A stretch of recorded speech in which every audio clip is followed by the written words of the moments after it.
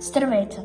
Днес ще ви разкажа за една от най-известните пещери в България – Проходна пещера, известна още като Очите на Бога. Тя се намира близо до село Карлуково и е истинска природна забележителност. Проходна е на около 250 метра надморска височина и представлява най-дългия пещерен тунел в България – цели 365 метра. Височината на сводовете достига 56 метра. Най-известният феномен са очите на Бога. Това огромни отвора в тавана, които приличат на очи и през които преминава светлината по изключително красив начин.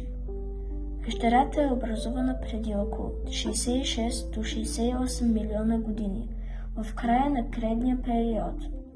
В миналото водите на река Искър са преминавали през нея, а днес нивото на реката е по-ниско. Археолозите смятат, че древните хора са използвали пещерата за ритуали, особено по време на пролетно равноденствие, когато слънчев лъч преминава през коридора под специален ъгъл.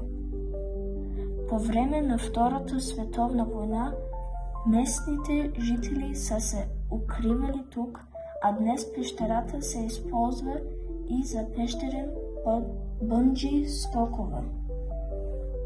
Множество филмови продукции са снимани в Проходна, включително Време разделно и други български и чуждестранни сериали.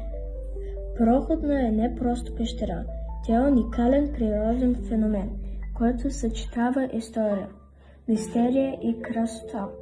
Ако имате възможност, непременно посетете тази грандиозна скален мост и се уверете сами в магията на очите на Бога.